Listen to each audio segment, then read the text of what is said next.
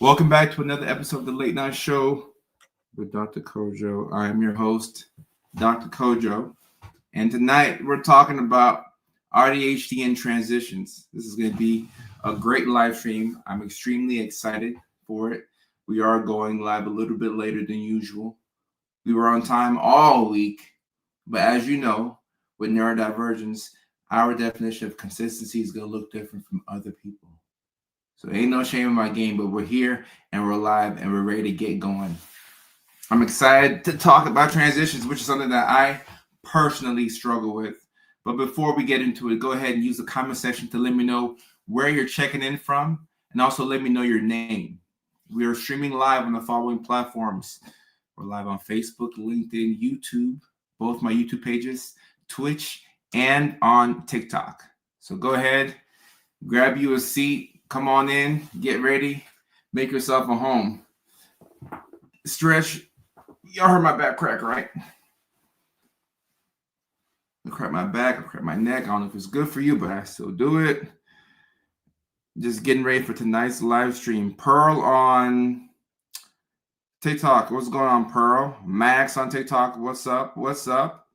See my TikTokers filing on in. Grab you a seat, get comfortable. Grab you a seat, get comfortable. We are streaming live on not just TikTok, but also Facebook, LinkedIn, YouTube, both my YouTube pages, Twitch as well, and then TikTok. We have somebody on TikTok from Spain. Then we have Pearl from Canada. Look at us having an international audience. Then we have Leilani, who's checking in from New York City. I already know that. So NYC in the house. Leslie, how are you? Good to see you. Lucy checking in from Guatemala. Mickey Ficky, Guatemala. I just like saying that. We have somebody checking in from Ghana, which is my home country. And to say, we got Australia in the house, Arizona, California, the home squad. Okay. We have people checking in from all over. I'm excited for this live stream tonight. We're talking about transitions.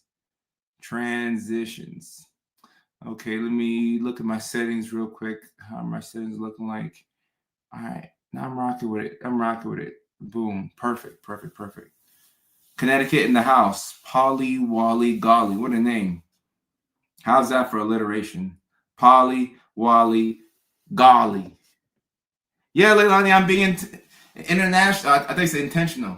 We are being intentional, but international. We have an international audience, and I am very grateful for technology, which allows me to reach people from all over the world. I just want y'all to know that I'm living my dreams because of y'all. I just want to make that very clear. I am living my dreams because of y'all. I have to pause every now and then and remind myself of how grateful I am to have found this audience of people. If I had y'all when I was younger, I wouldn't have felt so down, so lost. I really appreciate y'all.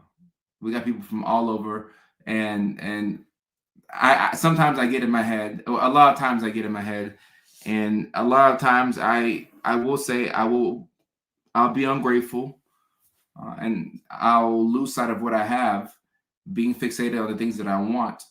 But when I take a beat and I pause and I realize what's going on, I see all the love that I have online, the people who have shared experiences, and the people who we're on the same wavelength. It means so much to me. So I just want to say I really appreciate y'all from the bottom of my heart. I appreciate every single one of y'all, and getting to interact with y'all online is a blessing. So I just want y'all to know that without y'all, I wouldn't be who I am today. I wouldn't be where I'm at. So I need y'all, and I appreciate y'all. And as we go across the country looking for, our people, I would love to see some of y'all in person not next month. In April, I start my comedy tour. We'll kick it off in Houston, Texas on the 26th of April. Link is in the bio to get tickets. We'll be at the All Jokes Aside Comedy Club. Then the very next month, we will be in Nashville, Tennessee, which is my home. I grew up in Nashville, Tennessee, in the projects, but I grew up in Nashville, Tennessee. And it will be so exciting to do stand-up comedy from my hometown, my Nashville crowd. So Use the link in the bio to get tickets. If you're in Nashville, we'll be at the Zany's Lab. So I'm looking forward to seeing y'all. I'm looking forward to seeing y'all. All right. So Tanya says, I'm from Murfreesboro. Okay, well, you're right there. You're pretty close to Nashville, about 30, 35 minutes out. You're pretty close. San Diego in the house. San Diego in the house. On TikTok. Awesome. You put the AU. Is the AU for gold? Does the AU mean gold, or is the AU for autism? I'm assuming the AU is for autism. I'm assuming the AU is for autism. Coco, how are you? And likewise, Jaden is from Ohio. Ohio in the house. Okay. Ohio in the house. Melissa is in Canada, but repping the Caribbean. Okay. Awesome. Yes, a Titans fan. I'm a Titans fan. That's how you know that I'm loyal. If ladies, or I mean, even for the guys, if you're dating somebody who's a Titans fan, that's how you know that person will not cheat on you. They're loyal. Charlotte, North Carolina in the house. Will you ever come to Texas? I'm starting to tour in Texas. We're starting to tour in Houston, Texas. That was the plan last year. Last year, I didn't go on tour. The year before, I went on tour. We were in Atlanta, Georgia. Then we went to Chicago, Illinois. And actually, last year, I did shows in Juneau, Alaska. I did multiple shows in Juneau, Alaska. Then the plan was to kick it off in Houston for my headlining tour, and I got burnt out. I wasn't able to do it. I was not able to do it. I had to learn how to get sleep and learn how to take care of myself. So I said that when we kick the tour off again, we would start off in Houston. So we'll start off in Houston April the 26th at 8 p.m. 8 p.m. Coco says, Kojo, my therapist saw you and said, he's really good looking. What's your therapist look like? All right, let me not get in trouble today.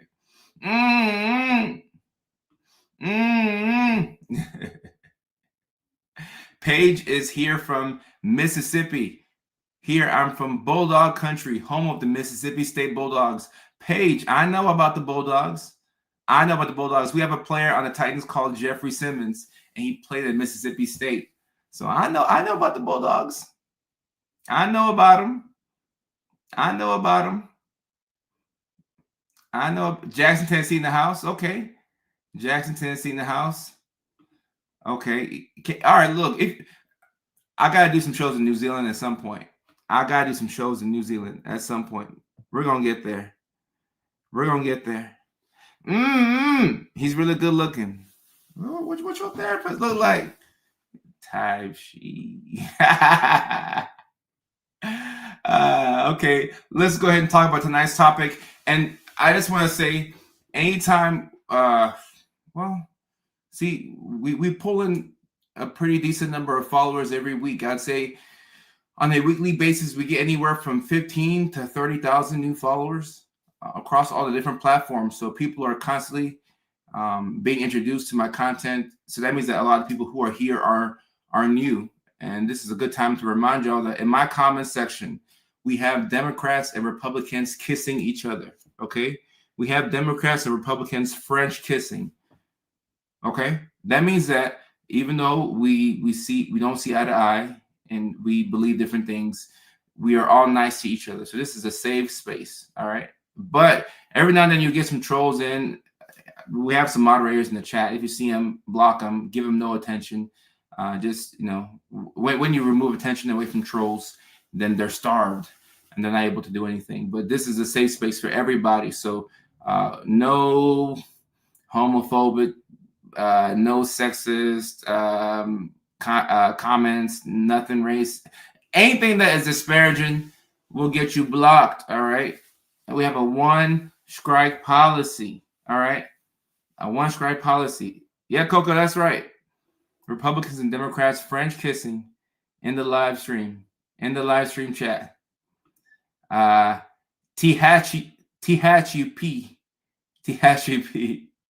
No shows in San Diego, but I gotta get some shows going on in San Diego. San Diego is a wonderful city. Wonderful city. Massachusetts in the house. Karenlin. That's a very nice name. Karenlin. Wisconsin in the house. Okay. Here from Canada's capital. I don't know what that is. I'm gonna guess and say Toronto, but I could be wrong. I feel like I'm wrong. I know I'm wrong. I just feel like it's Toronto. Ottawa. Okay, Ottawa's. I knew that. Ottawa is the capital. I knew that. Leilani, how do we make Leilani a moderator on YouTube? Let me ask my assistant. He's good at this type of stuff. Guys, the things that I'm good at is just a few things. Hey, John, how do I make somebody a moderator on YouTube from the StreamYard? If you can do it, it helped me out so I can focus on the live stream. I want to make Leilani Armani moderator on YouTube. If you're able to do that, I appreciate it. If not, we'll handle it after the fact. Thank you. So we're working on that. Rosie is from Australia. Dee's from Texas. Justice Baby from Texas. Okay, we have people from all over the world. Tune in to hear what I have to say about transitions and why they are so hard. Okay, so I have a little list here, but you have to understand that if you are neurospicy, okay, if you're watching this live stream and you're neurospicy, more than likely you struggle with transitions. All right. And when I say transition, I'm talking about going from one task to the next. It's going to be hard for you. And this is why some of us, it takes us so long to go to sleep. Our nighttime routine, to go from one thing to the next, to the next, to the next, to the next. There's a delay in between tasks that we have. And the evidence shows that, especially people with ADHD, there's a longer delay in between tasks as compared to neurotypical people. So what is this going to mean? This will mean that you won't get as many things done throughout the day. And sometimes you won't even get to the third task of the day because somewhere in between task 1 and task 2, you got caught up. You got sidetracked. You forgot what you were doing and you were thrown off. And the reason why it's very important to know this is because when you know that you struggle with transitions, you're going to be nicer to yourself. Number one. Number two, you're going to create a system that allows you to go from one thing to the next with relatively little difficulty. It'll still be somewhat difficult, but it'll be easier for you. Okay. And third, you're going to put together a to-do list that is realistic, something that you can actually achieve. So in order for us to get things done, we don't have to do more, but we have to remove the friction in between us and the task that we want to do. Okay. And when you know that you have a neurodivergent brain and that it takes you a long time to switch from one task to the next, you're going to be nicer to yourself. I have my list here, and I have a small note here that transitions combine executive function, sensory regulation, and emotional momentum. All right. So in order to transition from one thing to the next, you have to have a good amount of executive functioning. You have to have sensory regulation. Then you have to have emotional momentum. But guess what? All of those three things are very difficult for the person who is neurodivergent. Think about what we struggle with as neurospicy people. One of our main struggles is executive dysfunction. So if that's difficult for us, how the heck are we going to get from one task to the next? It's so hard for us to get up and clean our rooms. It's so hard for us to get up and start the laundry. It's sometimes so hard for us to get up and even take a shower. This is one of the more embarrassing parts of neurodivergence. Struggling with your personal hygiene, taking a shower. I used to really struggle with taking a shower as a kid. In middle school and in high school, it was a thing, but I'm getting a little bit older in high school, and I'm becoming interested in girls, and girls want you to, they want you to wash your butt.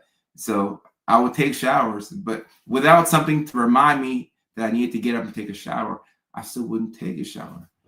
And it's not because I didn't want to take a shower. I want to take a shower, but the hard part was the starting of a task and the stopping of a task are very difficult when you're neurodivergent. So you have to understand that transitions, if you struggle with this, you need to make it as seamless as possible to go from one thing to the next and then to the next. Okay. And this may not look the same for everybody. And your plan to go throughout the day will not look like other people's plan, but you have to know how to do things in a way that it makes sense for you. For me, whenever I'm making videos and I'm dressed up like this, so let's take today, for example. I tried to get to the gym early this morning. I couldn't get to the gym on time. So I'm going to have to hit the gym after this live stream. Before I go to the gym, I am going to make videos. The videos that I have to make today, I'm going to make those videos while I'm dressed up in the suit. Because if I go to the gym and I put on my tank top and my gym outfit, my gym wear, to change into my gym clothes, all right, and then to change out of my gym clothes and back into the suit, that's too much work for me. It's just too much work for me. And it should sound like it's a simple thing, right? Take off these clothes, put on gym clothes, come back from the gym, take off the gym clothes, and then put these clothes on. What's so difficult about that? In theory, it doesn't sound like it's a difficult thing, but it's actually very difficult because I'll tell myself that I'm going to do it, but I don't do it. It's harder than it looks. Because first I got to put my shirt on, and I have to put this on, then maybe iron the pants. Even I probably won't iron the pants, but even if I put the pants back on, it just takes so much work to transition from one task to the next. And this is assuming that I go to the gym and I don't get caught up talking to people at the gym. All right. A lot of times I'll go to the gym. I talk to everybody at the gym. I talk to the old guy who looks like he's about to turn 80 years old. I talk to all the high schoolers. I talk to the college students. I talk to everybody at the gym except for my gym crush. I'm going to talk to everybody at the gym except for my gym crush, because you don't talk to your gym crushes. They're only there purely for motivational reasons. But I talk to everybody at the gym. So I'm going to get sidetracked. So what do you mean I go to the gym, I put on my shorts, tank top, I come back home and I change back into what I was already wearing? That's a lot of work. It's a lot of work. And Paige says, I relate to this on a catastrophic level. Look, if you can relate to this, then you have to understand that you're not weird. Ain't nothing wrong with you. You just have to come up with a better plan. You need a better plan that takes into account the type of brain that you have. How many things can you do with your current outfit? So that way, when we take this off, like, it's off. We don't have to put it back on. It's off. John said, what's her email address? John, I don't know her email address, but I'll ask for it. I don't know if that's how YouTube moderators work, and if it works for StreamYard, but I'll ask Leilani for her email address. Leilani, if you're still here in the chat, can you drop your email address? And we will figure out this thing together. Somebody says, if I have accommodations, things are so much easier.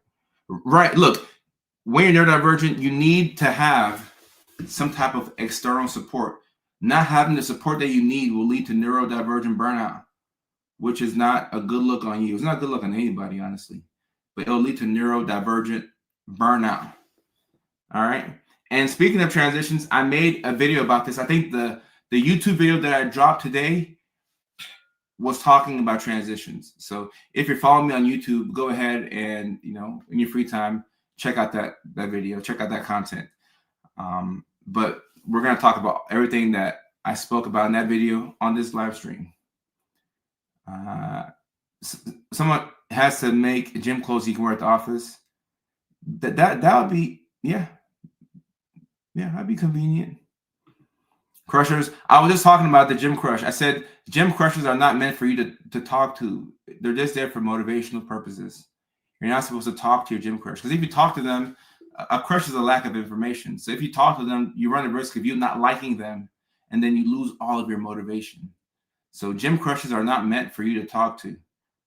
And the one time that I talked to my gym crush, and I went on a date with her. It was kind of disappointing. Actually, not kind of. It was disappointing. I should have just left her a gym crush. All the motivation that you can get when it comes to the gym, you need all of that. You lift heavier weights, you have better mental health. So don't talk to your gym crush. They're only there for motivation. That's all. That's all. Motivational purposes only. All right.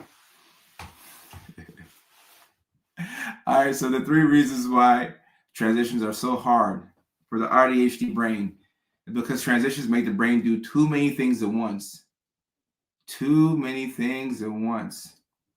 Leilani, send your email to assistant@kojosarfo.com. It'll go straight to my assistant. Assistant@kojosarfo.com.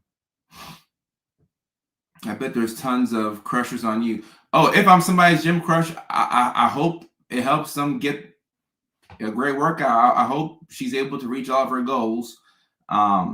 So yeah, I hope they're able to reach all of their goals using me as their gym crush, because that's probably as far as things will go.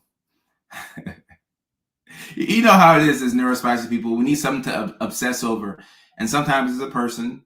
And if the person doesn't know that you're obsessing over them, as long as you don't do anything weird, like that's fine. Limerence where you don't connect with the person is fine. Now, obviously, there's a point in which it becomes stalking. Don't stalk anybody, please. I'm not talking about that. Don't stalk nobody. But I'm just saying, use it for motivational purposes. All right, motivational purposes. All right. Transitions make the brain do too many things at once. Okay, too many things at once. How many things can the neurodivergent brain do at once? Now, the funny thing about this is, when you're in a situation where there's a lot of chaos, you can actually do a lot of things. For example, that's why I say that I think the best job I've ever had in my life is working at the psych hospital, the acute inpatient unit at the psych hospital.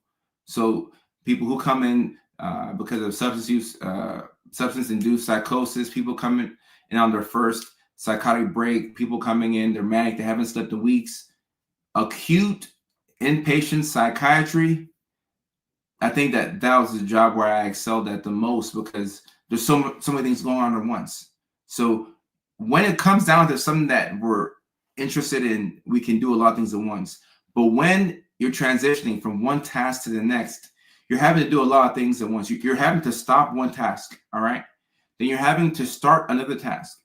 In order to stop one task, you have to find a way to come to a stopping point. And we hate being interrupted in the middle of a task. So sometimes we're not ready to end the task, but the clock says that it's time to move on to the next thing. You don't want to stop, but you have to, because if you don't, you're going to be behind on the next thing. And now we're going to be playing the catch-up game all day, kind of like how it was today. So if you don't stop, then you're not going to have time for the next task, right? So we've managed to stop. Some way, somehow we stopped. Now we have to start another task. In order to start another task, we have to prepare ourselves for that task. And because things, sometimes when we think of a thing, we think of all the small tasks that it requires to get a thing to jump off. So taking a shower is not just taking a shower. You have to have soap. You got to make sure you have soap. You have to have your sponge or your washcloth. You have to have a towel. Do you have a fresh set of towels there? Are you out of towels? Have you done laundry? Okay, let's just assume that you have all of that. All right. In order to take a shower, you have to go into the bathroom, the restroom. You have to take off your clothes. Okay. And in between admiring your body in the mirror and stepping into the shower, you have to make sure that too much time is not going by. So you finally get into the shower. You're running the water. Maybe you run the water in advance like I do. Okay. Now you're in the shower. Now you're probably playing some music because you want to hear your favorite song. So now you're listening to music in the shower and you put on Tupac's greatest hits or the greatest hits of Elton John. And now you're in the shower for a long time because you're just listening to all this music. So now we've managed to take a shower, but now we have to stop with the shower. Ain't it crazy how sometimes we don't want to take a shower, but when we get into the shower, we want to take the world's longest shower? Ain't it crazy? Starting and stopping a task is more difficult than you would imagine. It's pretty dang hard to start something and then stop. And now you've stopped it, you have to start another thing. You're asking the brain to do a lot of things on top of managing your emotions. You have to manage your emotions as well. What type of state are you in? Are you in a frustrated state? Are you in a good mood? If you're in a good mood, the likelihood that you won't have a lot of issues transition between tasks is pretty high. If you're in a good mood, you can probably go from one thing to the next. But how often are we in a good mood all the time?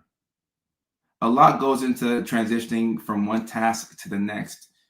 And I think the safest thing you can do is to give yourself more time than necessary. Give yourself more time than needed to do a certain thing. Understand that things take way longer than you would expect. So I'll delude myself into thinking that I can get 10 tasks done in a day. And then I realized I only did 3. I'm like, okay, maybe 3 is the max. Maybe 3 is the max. And also, as somebody who's neurodivergent, I probably have, and this could be a stretch, but I probably have 5 to 6 good hours in a day where I can lock in on a very complex task and work very hard. I got 5 to 6 good hours in a day. We sleep for, let's say, 8 hours. So you have 16 hours left to do whatever you need to do. Out of those 16 hours, I would argue that less than half of those hours are hours that you can actually do things with. Are those good hours where you're operating at above 80% capacity with all the things that drain you? Think about it. How many good hours do you have in a day? I have about 5 to 6 really good hours. 5 to 6 really good hours. If I know I'm going to get interrupted in the middle of a task, I 9 out of 10 won't even start said task. Not my best attribute, but my brain cannot see past the fact that I won't get done with whatever it is I need to do. See, Paige, this is how I can tell you're in the right spot. This is exactly where you need to be. You are in the right spot. Yep. Because what we do is we have this all or nothing type thinking, where it's all or it's nothing. It's black or it's white. And this is why our definition of consistency is going to be different from other people. Because if you work best in binges, then maybe it's probably best for you to write, like let's say we're talking about writing. It may be best for you to write during the weekend and write 5 hours on Saturday, 5 hours on Sunday, instead of trying to write an hour and a half every day, Monday through Friday. It's not going to happen for you, because if somebody interrupts you, you're done. So you may need blocks of uninterrupted time to do a certain thing. I know for myself, I have to.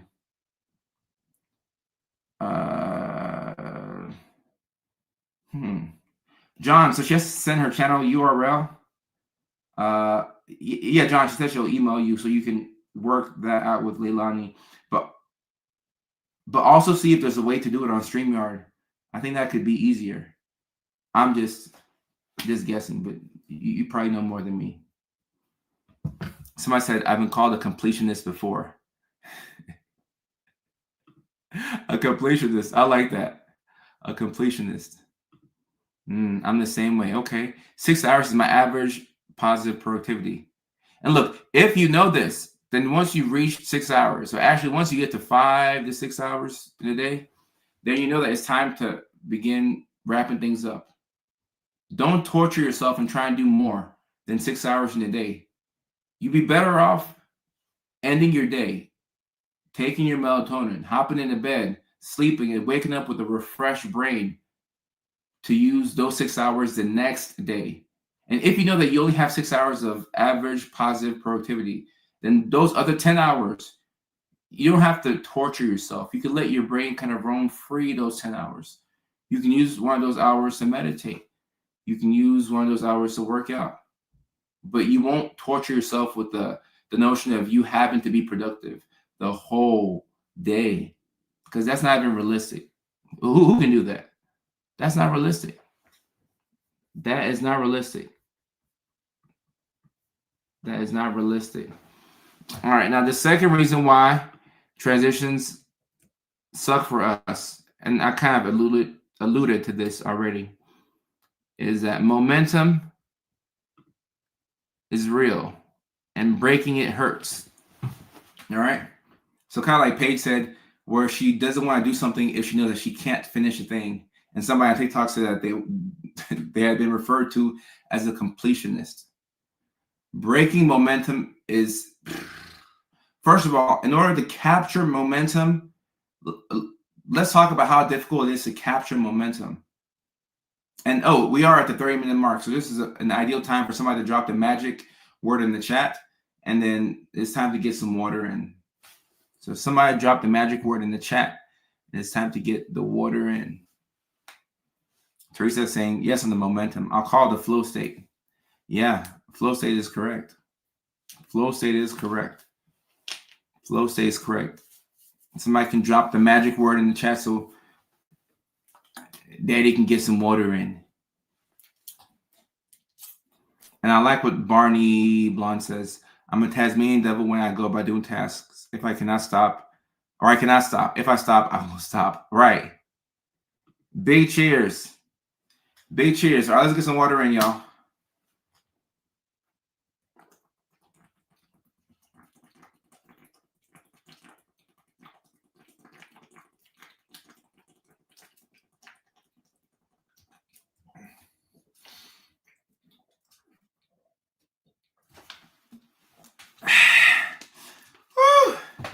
My bladder is going to work overtime tonight.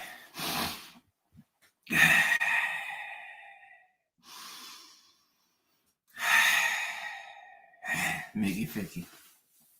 Big cheers. Woo. Momentum is real and breaking it hurts. Momentum is real and breaking it hurts. You know how difficult it is to capture momentum? And this is not just for neurospicy individuals. This is for everybody. Whenever you capture momentum with whatever you're doing in life, you want to squeeze as much as you can out of it. Squeeze as much as you can when you have momentum. Lightning doesn't always strike twice. It doesn't always strike twice. Squeeze as much as you can. And I'm talking about momentum. Let's say you're an artist and one of your songs goes viral. Okay. You have a moment. You want to get as much as you can out of that moment. That's what I'm talking about. Now, in the day-to-day, when you have momentum, unfortunately, if you are writing and you've caught fire, your best ideas are coming out. Most days we can't write for 7 hours because we have to get up and do the next thing. And in the YouTube video, I made the example of you're working on a task, but at 3 o'clock, you have to go pick up the kids from school. You can't not pick up the kids from school. Well, you could. You could.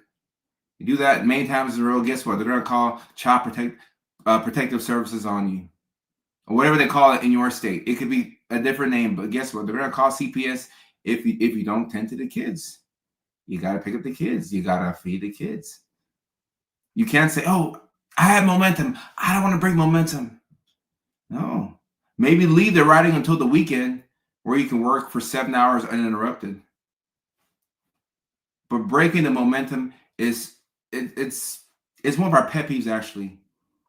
These hyper-focused interruptions is one of our pet peeves because you finally captured this momentum and it took you so long to start the task. In order to make progress on something, you have to start it. That's our problem 80% of the time. Think about everything that you want to do. If you're struggling with something, there's a good chance that you never even started it. A lot of y'all who think you failed on certain things that you want to do in life, you haven't even given it a chance. You never even started the thing. You have to start the thing to give yourself a chance to finish it. So if it's one of those days where you've managed to finally start the thing, okay? If you've managed to finally start the thing and you're making progress, and this is the most progress that you've made in months, and somebody taps you on the shoulder, or your child taps you on the shoulder, like, Mom, I'm hungry. There's always a kid that's hungry. I'm hungry. I'm hungry. I mean, you could choose to tell your child to wait, but I mean, the kids been waiting for a couple of hours. They are pretty damn hungry. So now you get up and you make them food. And when you sit down, you've lost that momentum. It's almost impossible to pick up where you left off at. Breaking the momentum hurts. Unfortunately, the way things are on a day-to-day basis, we have multiple things that we have to do. And when you break the momentum, it makes it difficult to return back to that thing. And also sometimes you breaking that momentum can take you out of the flow state that you were in. It's taking you out of the flow state. So now you move on from task A to task B. But instead of being present with task B, you're upset at the fact that you didn't finish task A. Not to even talk about the fact that we leave a lot of things unfinished. You know, we have this habit where we'll leave things unfinished, whether it's water bottles that are, you know, half empty, or maybe it's candy wrappers around the house where you have like a third of a chocolate bar there, or an assignment that you started and you only did 20% of it. When we do our best work, if I'm being honest, it's normally when we have the time to start something and see it through. That's why we are good at doing things that are difficult, but we really struggle with things that are quote unquote simple. Do a paper in 8 hours. If you give us 8 hours uninterrupted to do it, we'll write the best paper of all time. But if you force us, if you give us 16 hours to do a paper, but we have to do it 2 hours every single day, we'll spend those 2 hours doing nothing. We're not going to do anything, because that's just how our brains work. It's all or nothing. It's all or nothing. And if I'm unexpectedly interrupted after I've entered the flow state, way I will spiral is crazy. Right. The spiraling after the focus has been interrupted is what prevents you from making progress with the very next thing. And it's not fun at all. It's not fun at all. So if you know this, it's important for you to manage your emotions and your impulses, because once somebody interrupts you, and guess what? Life is full of interruptions. When it happens, inevitably, you have to find a way to just take a deep breath in, take a deep breath out, without trying your best, or trying your best to not explode, okay? Because we don't have the right to explode on people only because we were upset that they interrupted us. All right? We don't have the right to explode on people. Things will piss us off, but we have to figure out a way to hold our emotions in check. We have to figure out a way to hold our emotions in check. It's funny what people say I look like and sound like. I've received everything from Akon to LeBron James, or, you know, sometimes they call me LeBroke James. And one time, I'll never forget, one time, Tay Diggs is a handsome guy, so I appreciate the Tay Diggs comparison. One time, I'll never forget this. I was working at the psych hospital. It got to be like 11 years ago, a long time ago. I'm working at the psych hospital, and we had a patient get into a fight, and we had to, you know, just put him in restraints. But we had to just like hold him on the floor and help him calm down. So I'm holding this patient's wrist, right? And he's on the floor. We're trying to help him calm down because we just broke up a fight. This patient looks at me. First, he tries to spit at me. He misses. Then he looks at me and he says, "You look like Michael Blackson." And I'm like, damn, I got to get me a haircut. I can't accept that. I got to get me a haircut. I can't do Michael Blackson. I can't do Michael Blackson. I can't do that. I cannot do Michael Blackson. I'll do Tay Diggs. I'll do LeBron James. I'll do Akon. I won't do Michael Blackson. No ma'am, no ham, no turkey. I can't do it. I can't do it. He got me good. He really roasted me on that one. He got me good. I was like, dang, got me. He really got me. He really got me. And somebody says, Katie says, I can't even go pee if I'm doing a thing. This is one of the reasons why we hold our pee in. Facts, Katie. Big facts. And the reason why you hold your pee in is because you won't forget to pee.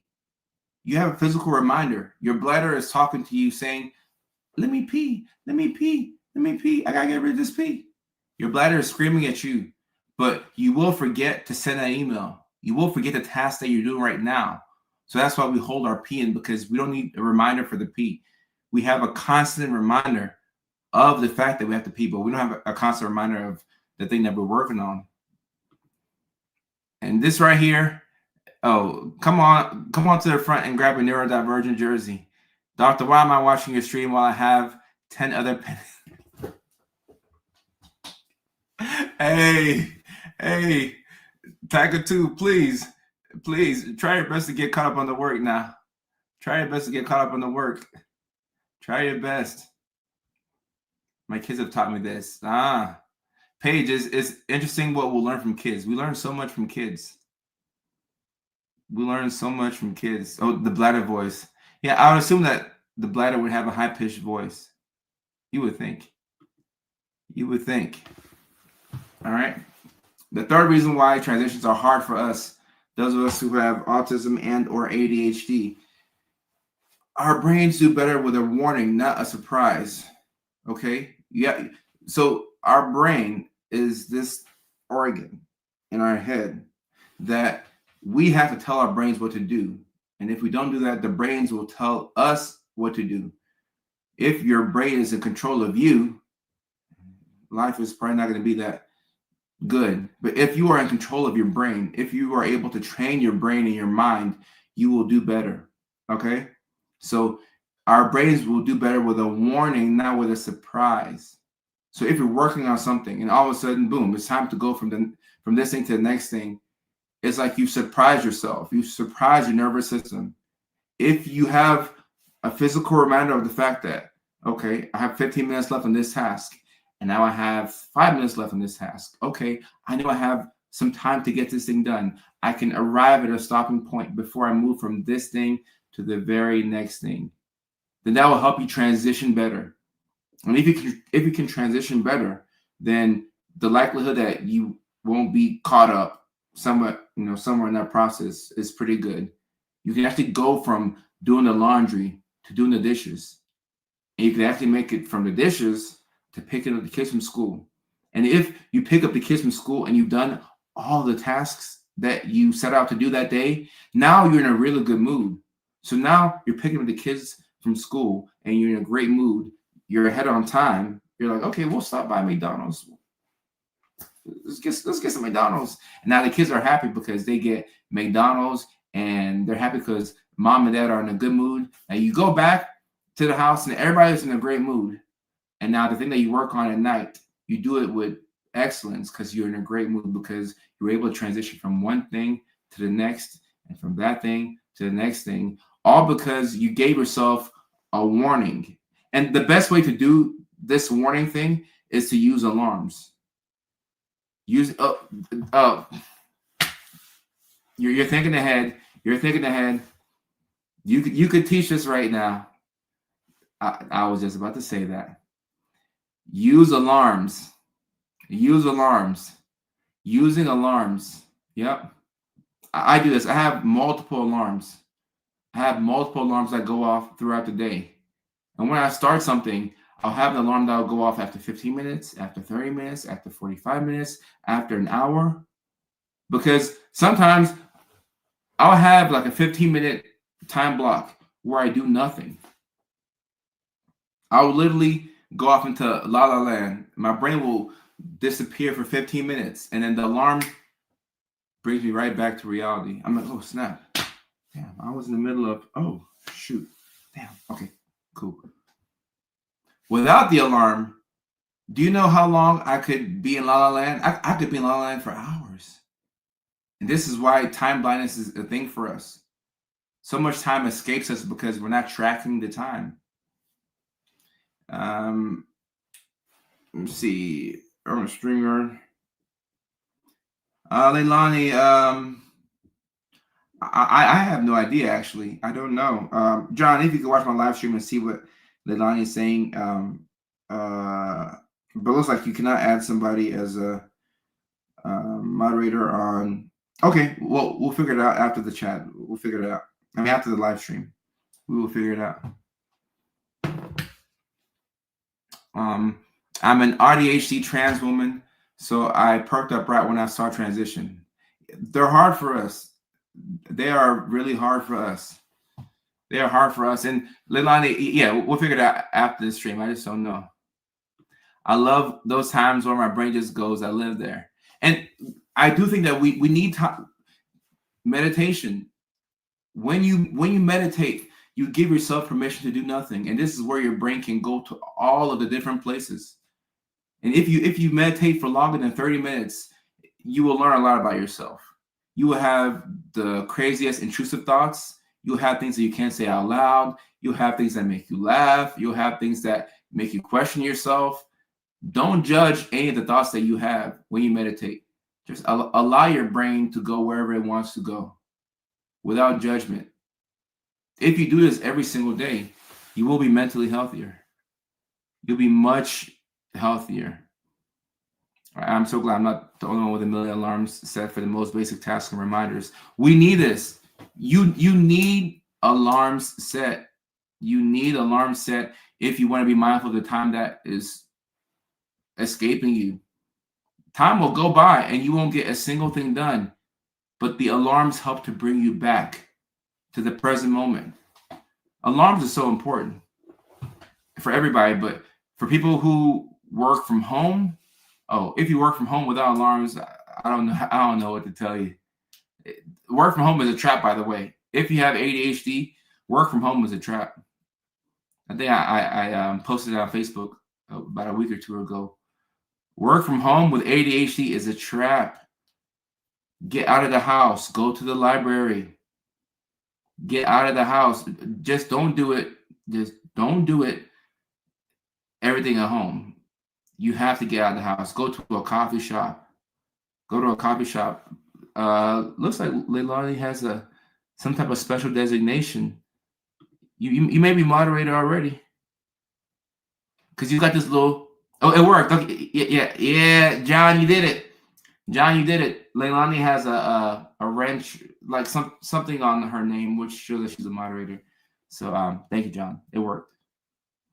Look at that. Awesome. I have to delete alarms weekly because I have an alarm for a lot of stuff. Alarms are so helpful. Let me see how many alarms I have. And this is just on one phone. Let me show you all my alarms. Let me show you all my alarms right here.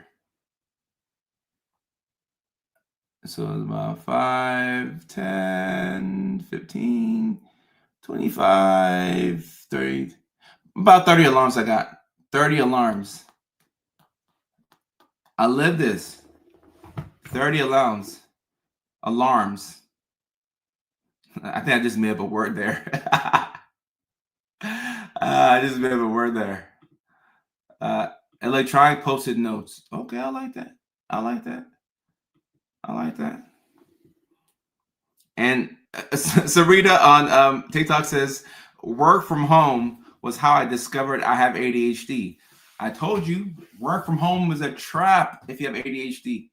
It's a trap. It's a setup. It is a setup.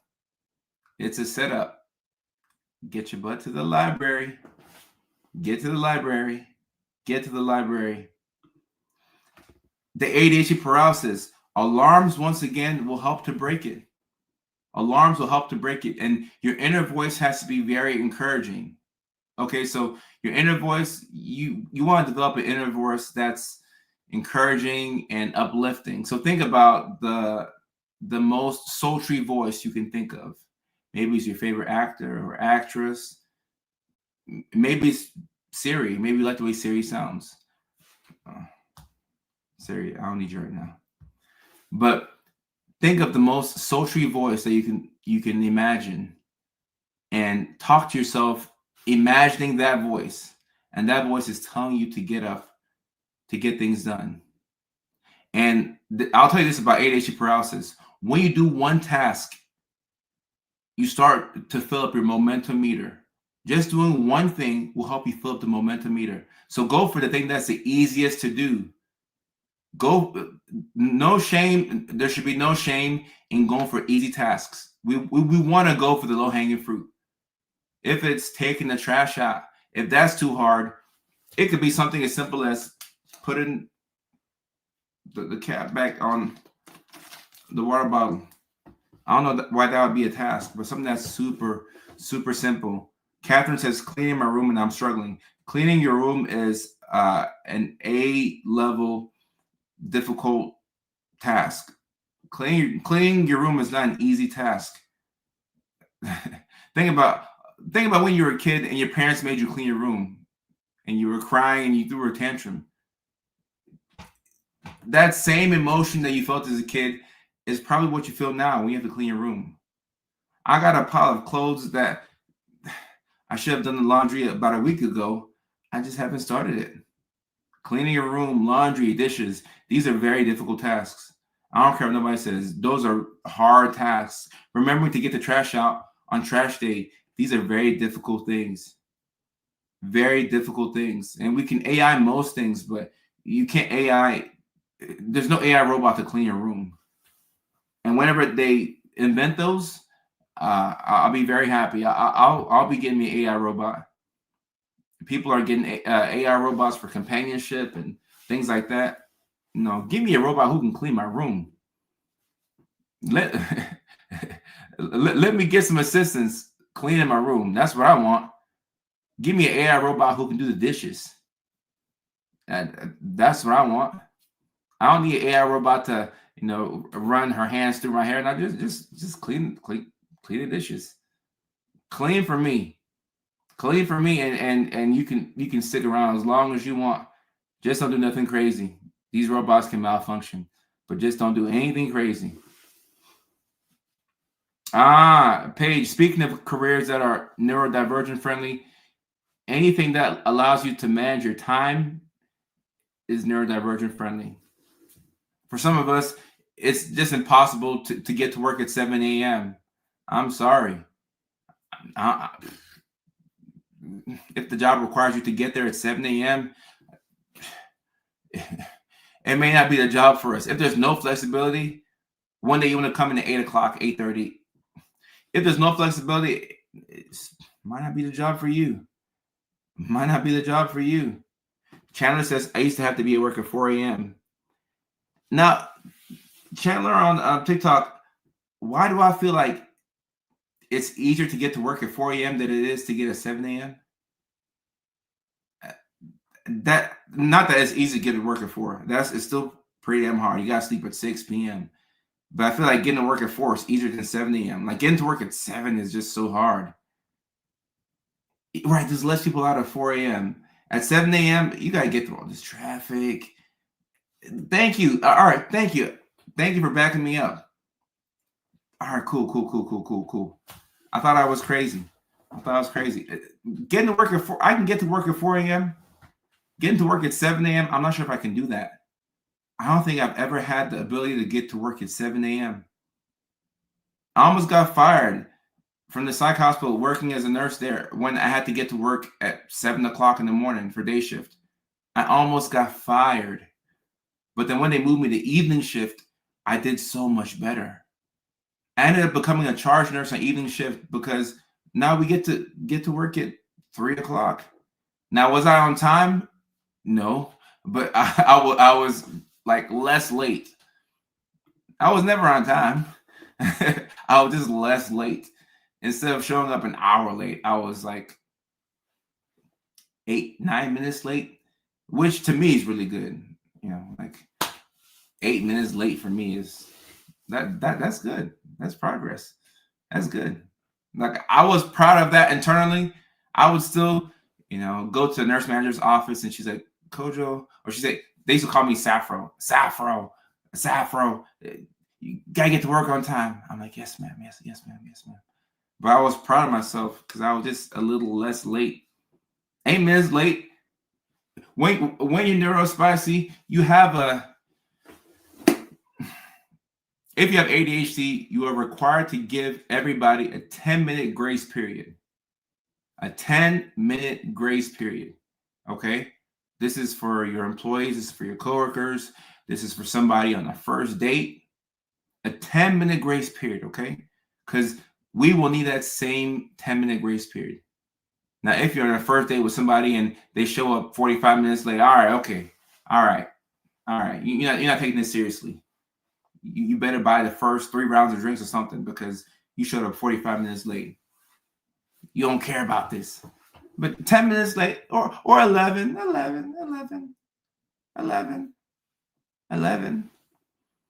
And Sarita says, how do you learn to be this kind to yourself?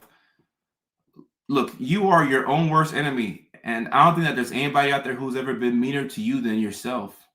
So you have to be your own like best friend, your own cheerleader. The way I talk to myself, I don't even tell people how I talk to myself because I treat myself like I'm the best thing in the world. I'm always talking to myself using my limbic voice, which is how you talk to autistic kids. You're doing a good job. I'm proud of you. Like that's how I talk to myself. I'm always encouraging myself. Oh, you're an hour late. You're still doing a good job. Just get to work. Just get to work on time next time. I am my own biggest fan. I don't allow any self-deprecation. Now, if outside of stand-up comedy, okay, I don't allow any self-deprecation. So in real life, I'm not talking bad to myself. I'm always hyping myself up. I said, man, Kojo, that was a great note you did. Oh, this is a beautiful paragraph you wrote. This is going to be amazing for the next book. Oh, Kojo, you're so handsome. I don't think I've ever met a woman who is more complimentary of me than I am of myself. Sometimes the girls will say, don't make his head big. Too late. My head's already big. I got a big head. It's too big for my body. Now, when you say it out loud, it becomes arrogance. But when you say it to yourself, it's confidence. That's the difference. You say it out loud. Oh, I'm the handsomest. Oh, okay, nobody cares. Okay, that's arrogance. You say it to yourself. That's confidence. I think that's healthy. Because look, you have to be overly positive to drown out the negative voices. Because if you're not overly positive, the negative voices will take over. Negative voices will take over.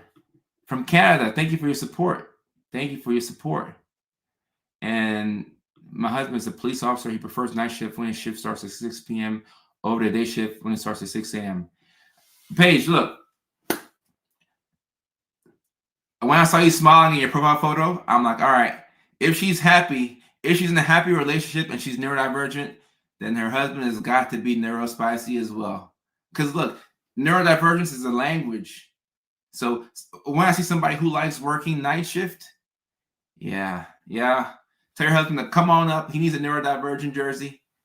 Now, I don't know if he's diagnosed or not, but this is why I used to love night shift. I used to love night shift at the psych hospital, evening shift and night shift. I used to love it. Because it was just less. The day shift is too much. I like people. I actually like people, but sometimes it's just like people are just it's just too much. Like I like people when it's on my time. But what is this? I'm like, is this too much? I could just imagine as a cop. Think about now. I'm not somebody who calls the cops for. Well, not really. But think about all the calls you get in the daytime as a cop. Oh, my tire busted. You got all these calls. You're like, at nighttime, if you get a call, it's a real emergency. Somebody calls the police at 1:47 a.m. No, that's a real emergency. Somebody to call the cops in the middle of the night. Oh no. Yeah, there are no fake phone calls to the cops at 1 o'clock. That's a real deal emergency. A real deal emergency. And Sheila. Hey, this is funny right here. I feel like doing this every day of my life. Like even before the thing, I'm like, hey, just to let you know, I'm gonna be late. I'm running late. Call up your friends. Hey, I'm running late. There's no event today. I'm just letting you know the next time we have an event, I'm running a little bit late. Whenever I show up somewhere on time, I surprise myself. I'm like, damn, this is what it feels like to be early. Like, have you ever seen what early looks like? It's so weird. You're sitting there and People haven't showed up to the event or the function, or they haven't showed up to work yet, and you're there early before other cars are there. I'm like, oh my goodness, this is what early feels like. I'm afraid to be arrogant. So don't be afraid to be arrogant when you're hyping yourself up. You have to be wickedly arrogant when you're hyping yourself up. And here's the thing with confidence. When you are confident in yourself, then all of a sudden people feel like they have permission to be confident in you. You have to be your own biggest fan. And there's a thin line between confidence and arrogance. You don't have to say it out loud, okay? You don't have to say it out loud or tell people what you are. It has nothing to do with other people. Respectfully, leave people over there. This has to do with you internally, how you feel about yourself. The B236. I don't have your actual name, so the B236. How you feel about yourself. You have to hype yourself up. I mean, the things I tell myself, like I tell myself things that, like, if I even mention it to y'all, you'd be like, man, he's full of himself. But I'll be in the shower singing, listen to NBA YoungBoy, feeling like I'm the greatest to ever live. Or sometimes I could be talking to my old lady, and I'm like, hey, I'm one of the greatest to ever live. Every now and then an arrogant statement will slip out. But I would rather you be full of yourself than to be insecure. It's easier to bring somebody down than it is to bring somebody up. Because if you're full of yourself, you have self-belief. You just have too much, right? But if you're insecure and you don't believe in yourself, if you don't like yourself, I have to plant the seed of belief for you to actually like you, okay? And if that seed of belief is not there, then it's just not there. How do I get somebody who doesn't like themselves to like themselves? It's very difficult. It is very difficult. And the way you do this is not by telling them how great they are. It's by backing off and giving them permission to be kinder to themselves. I can't just tell you, hey, the B, you're the best of all time. If you don't believe that, you don't believe that. There's nothing I can do for you. What I can do for you is I can give you permission to be yourself. I can give you permission to make mistakes. And self-compassion, guys, is you need self-compassion. Because sometimes you think about the mistakes that you made, you're like, damn, like how did I get tripped up? I know better. I'm a grown adult. I know better. How am I in this situation? Self-compassion, guys. Self-compassion. You have to be nice to yourself. You did the best that you could with the information you had. And it's a lot of people who don't like, a lot of us as neurodivergents, we don't like ourselves. Shame. Shame is a Mickey Ficky. Shame. And look, I believe that if you're neurospicy, self-compassion is not natural for you. I don't think it's natural for any of us. But look, we have to find ways to like ourselves. I do like my actions, but I'm not sure why I let the negative thoughts win. Because the negative thoughts are what we want to believe. At our default, that's what we gravitate towards. This is why you have to actively work to like yourself. So you can struggle with transitions, and you can struggle with time blindness, and you can struggle with not getting things done. But you have to have the delusional belief. Sometimes it's delusion. Hey, tomorrow I'm gonna get my stuff done tomorrow. I don't care what it is. I'm gonna get it done tomorrow. And bookworm, I would rather you mask your way into confidence, and before you know it, you're gonna be more confident. Like if you pretend, like, assignment for everybody. And Lilani, I agree with this right here. Assignment for everybody tomorrow. I want you to be as confident as possible tomorrow. Be ridiculously confident with whatever you do. Be super confident and super bold. So if you're talking to somebody and you mess your words up, or you mess up during your presentation, laugh it off, because that's not a reflection of who you are. Be extremely confident with whatever you do tomorrow and see how you feel. I didn't say arrogant. I didn't say condescending. When we're getting into condescending and arrogance, that's you putting people down to lift yourself up. It ain't got to do with other people. It has to do with yourself. Be as ridiculously confident as you can be tomorrow, and just see how you feel. Just see how you feel. I wanted to see what Paige said about her husband. See? Guys, you see? I don't have to see somebody in the office for an hour to know if they're neurodivergent. We don't have to do a full psychiatric assessment to see if somebody is neurodivergent. I know when I see it because I'm one of them. 100%. And for the most part, our quirks complement the others. No, that makes sense to me. I'm trying to think. Maybe every woman I've dated is either ADHD or autistic, straight up. And I wasn't trying to do this on purpose, but it's the language we speak.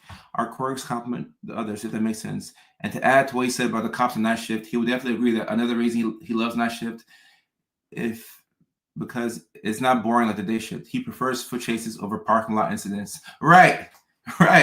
A foot chase, think about the adrenaline rush.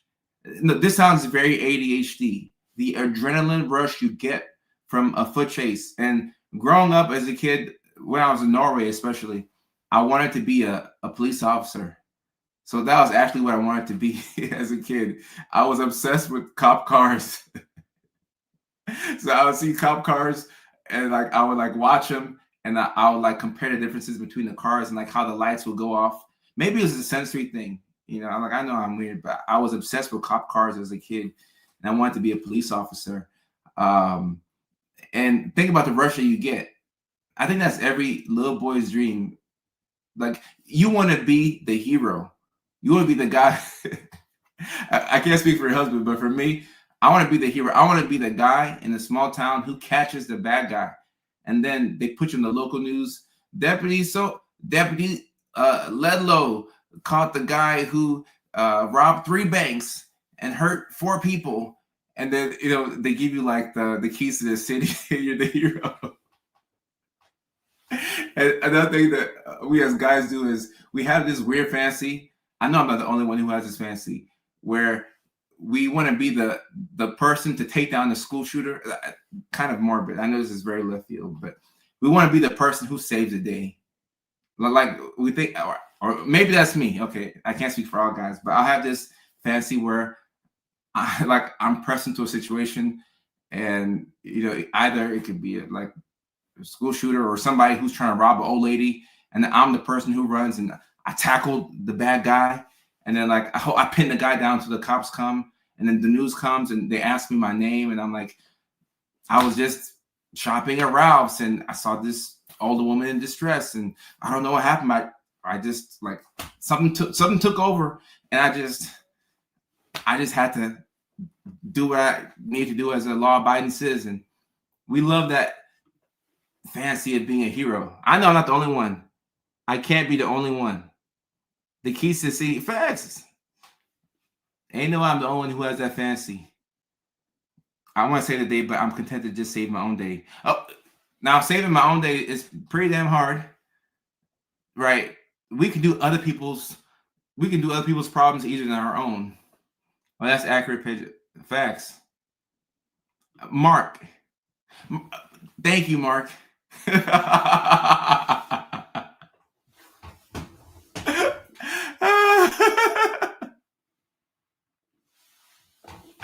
Hey. You think of random scenarios, and then the ABC 7 comes, and then they bring like their whole crew, and then they're like, we're here with Mark Thacker, 24-year-old man in Shreveport, Louisiana, who just happened to be on the scene, and he saved 3 lives. And you're sitting there, and you're just trying to play it off like you're like, nah, this is just what I do.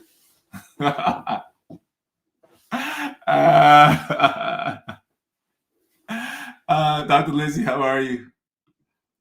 If I was a military wife, and when they would leave, I would think I was FBI Mo. I do it several times a day. Right, because like we want to be, like a hero. You want to be the hero. Like I'm a fully grown adult, and I still have this fantasy. I don't want to be in a situation where like I have to tackle somebody or like I don't want to do that. But I think about what would happen if I were the hero, and I think about it about 2-3 times a week. Honestly, Sierra, we're live on YouTube. We're live on YouTube. What a bookworm. I have always resonated with characters with redemption arcs like it's a journey, but their hero at the end. Right. It makes for a good story. Lindsay, thank you for the galaxy thingy on TikTok. Thank you, thank you. And Indigo Butterfly says, I'm going to take over the world and fill it with love. And I'm not joking. Oh, I like that. I like that. We need that. And Bree, like that, she says, do similar thing happen to me? Blind man crossing the street.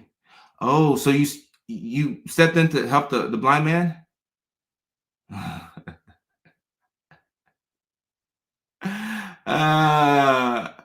The scenarios that we have in our head. We have some of the most interesting imaginations. I do think that I'm a hero in some sense, working in mental health and promoting mental health awareness. Yeah, so I do believe that, but I don't like to think about what I'm doing as I'm doing it, because my story's not over yet. I'm still working. In these instances, I'm fully convinced I would say it. And look, you probably would, because you're prepared for the moment. Mark, look, even in your profile photo, like, you're ready for it. You're ready for it. You got it. McNeil on TikTok, thank you so much. I appreciate that. I appreciate that. This community, y'all are the heroes, honestly. Because without the attention of y'all, like, how can I do what I do? And especially my people on TikTok, because that's where I first started off at. And TikTok gave me the permission to be myself. And now my YouTube, now we have a YouTube plaque and we have a lot of subscribers. But I tried YouTube back in the day, and it wouldn't work for me. And then I would start recording up. I'm like, hey guys, welcome to my channel. Like, it just wouldn't work, And then TikTok allowed me to be myself. So shout out to my community. Of course, the algorithm, but shout out to my community. Y'all are the real heroes. I've acted out movies.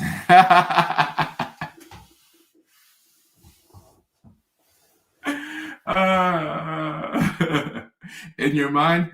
So I'll do this thing where, and guys, I kid you not, my brothers will verify that this is true. I'll do this thing where I'll set up my camera, my cell phone, and I'll record myself, and I'll play maybe NBA Youngboy, or like, let me see, Drake.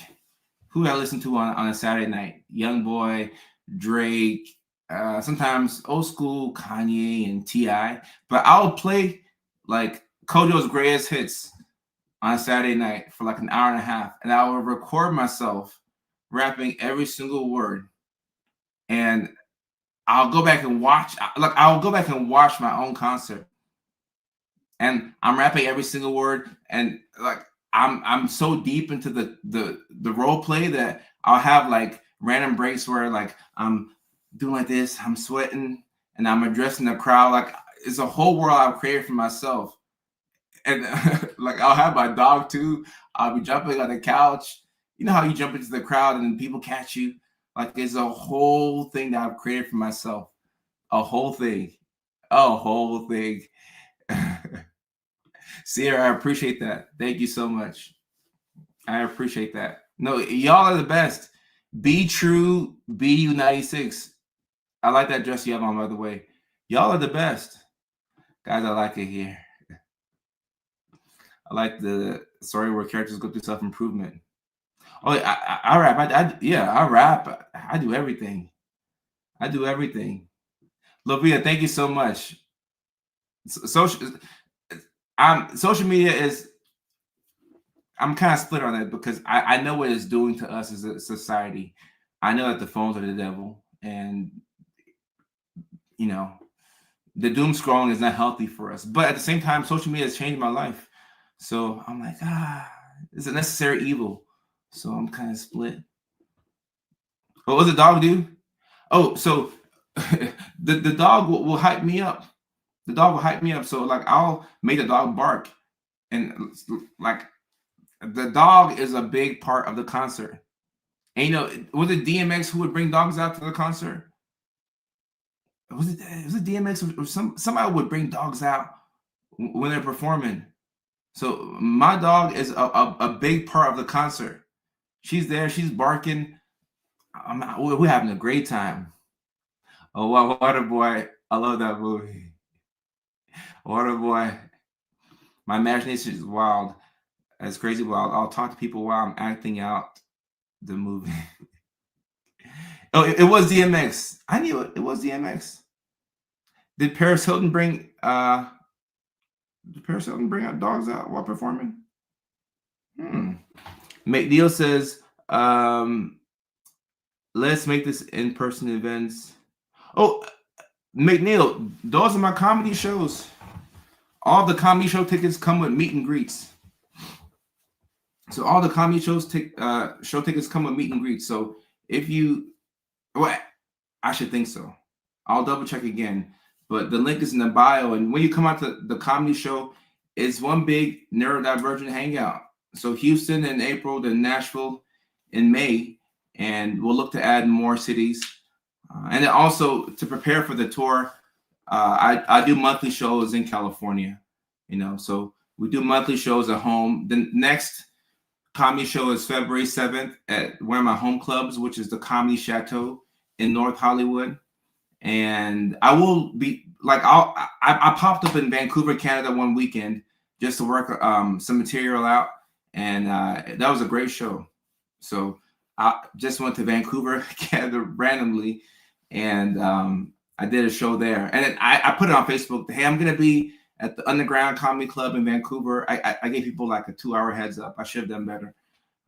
So I could just pop up at a show randomly to work out some material.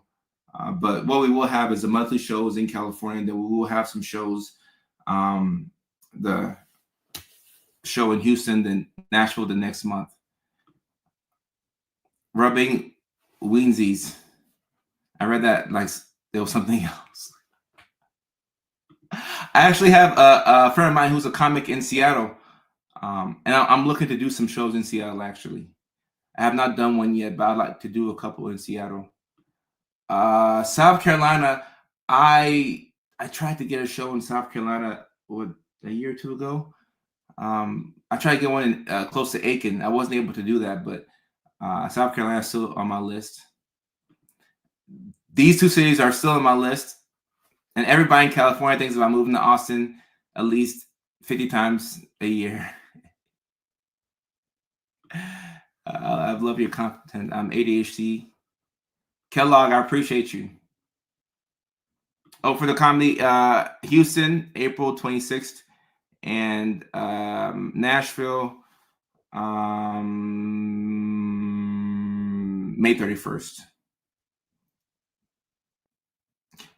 Coco, I saw that there was a comic who did a show in Ellensburg. I'd love to do one. I forget where it was at or what the name was, but I saw it at one of the places. I forgot, but you can actually do shows in Ellensburg. Vancouver. I would love to. I may go back to Vancouver and work some more material out because the crowd in Vancouver love me. And Canadians are just so nice. I love Canadians. Yeah, I'm looking forward to Nashville. I'm really looking forward. I grew up in Tennessee. I grew up in Nashville. I grew up in the projects in Nashville. The Titans. You see, the Titans are my favorite football team. They follow me on Instagram, by the way. So I'm really looking forward to that. I'm not overlooking Houston. I'm not overlooking it, but Nashville show is going to be a very special one for me. April 26th. Oh, come on out. Next show is February 7th at the Comedy Chateau. I don't have that link in the bio yet, but I need to do that. I'll drop it in there. Oh, if you're in California, come on out, DeB. Come on out. And I've had a lot of people DM me about Bipolar 2 a lot. And I think I posted a video that same day that I got a DM. But just know that this is the most difficult mental health condition to catch, and it's very similar to ADHD and or autism. The difference is that you'll have the hypomania, so which is also really hard to catch because it just feels like you feeling good. But that's the weird thing about bipolar, because how is feeling good an issue? Because you start to feel a little bit better, and you start to feel more confident. We were just talking about confidence earlier. Start to feel more confident, then you start to feel more sexy, then you start to feel so amazing, you start to feel so good, then you start to put yourself out there. Now you're in a couple of relationships, and then you're like, oh no, I'm manic. No, I'm manic. That's the difficult thing about bipolar. That feeling good could be a red flag. What other condition is feeling good a red flag? But it is a condition that I'd say is fairly easy to treat, at least for me. I used to live in Houston. Oh, okay, yeah. So the Titans were the Houston Oilers. Okay, yeah. See, I like you already. The Titans, Houston Oilers. Oh, you're wearing Titans gear now? I will see you in May. I can't wait. Let's get that show sold out. I will see you then. I'm excited for it. And also, one thing that I'm excited for is I'm excited for the comics that will be out at these shows. I'm planning to bring my friends from California. I got some very funny people, and we're coming from California, so we're a little arrogant. We're a little conceited. We have some body dysmorphia. We're always in the gym, but we got some body dysmorphia, and we have some mental issues. But I got some very funny people coming from California that I'm working on bringing to Tennessee, and I've been telling my people about Tennessee, and my one of my barbers who will be coming, and he'll be working the cameras. I keep telling him that, because he's from Los Angeles. I said, hey, if you think the women in California are amazing, you have to go to Tennessee. He came with me to my show in Chicago, and that show was amazing. Before we went to Chicago, we went to Alabama. I had a talk at my old university, and he almost married every single woman he saw in Alabama because the Southern accent was making him melt. The Southern accent, like he didn't want to go back to California. The Southern accent was about to make him melt. So when he comes to Nashville, I know he's going to want to go to Waffle House, and he's probably going to marry the cook at Waffle House after he hears that Southern accent. Oh, it got you too? It's the best accent now. It's the best accent. Which women? Southern women from the South. They're so accommodating. When I first moved to California, I'd be talking to people and I'd say, yes, sir, yes, ma'am. And they're like, no, I'm not old. Don't say yes, sir. Don't say yes, ma'am. I'm like, this is just how I was trained to talk. Excuse me for being raised with manners. I thought you were supposed to say yes, ma'am, and yes, sir. People are like, no, don't say that. But growing up, we'd get in trouble if we didn't say yes, ma'am, and yes, sir. We have manners in the South. I'm from Nashville. I grew up in Nashville and Ackworth, Georgia. And we also spent a year in Jacksonville, Florida as well. But I went to Taylor Stratton Elementary. I also went to Kings Lane Elementary. What middle school did I go to? I think I went to Head Middle School for a year or so. But I definitely went to Taylor Stratton Elementary. I think it's called Stratton Elementary now. I went to Stratton Elementary for 2 years. Then we went to Kings. I did 4th grade at Kings Lane Elementary School. So yeah. Both my younger brothers were born in Nashville. They were born at Meharry Hospital. So Nashville is home. I did fifth grade in Jacksonville at Greenland Pines Elementary School, and I remember that I didn't win the spelling bee, but I got second place. And I remember I won accelerated reader. I was a top reader of fifth grade, and I got a signed Tiger Woods like poster, which I gave to my sister. And because my sister, my oldest sister, had a huge crush on Tiger Woods, and I was like, "Chill, he doesn't even like black women." And my family was weak. My oldest sister had a big crush on Tiger Woods. I gave her the poster. I also got a signed poster of Mark Brunell, who was the quarterback for the Jaguars at that time. So yeah, Jacksonville Jaguars. Gabrielle, nice to meet you. Nashville, Tennessee. This lady thought I was rude because I said miss instead of ma'am. Now I will say this about in the South. Sometimes, there's too much of an emphasis on manners, and when people either misspeak or they say the wrong thing, they get in trouble. And Amanda says, unless you're an autistic woman from the South. What you mean, unless you're an autistic woman from the South? Nah. Autistic women from the South are still appreciated. They're still appreciated.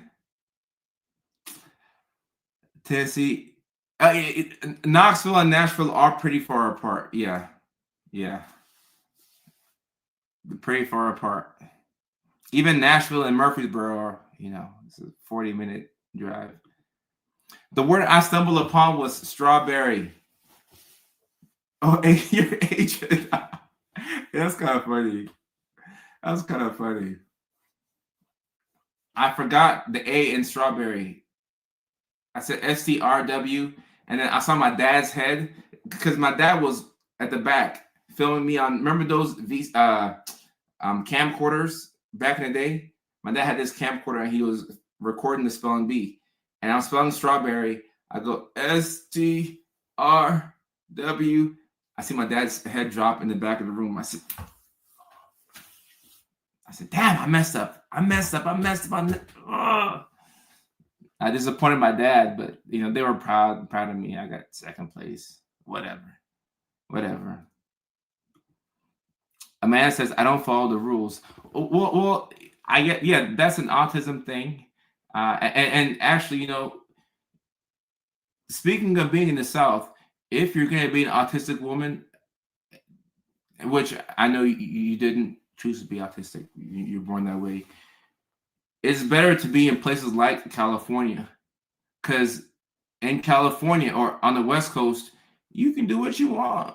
You can kind of make up your own rules, but the one thing I will say about the South is it's kind of cookie cutter.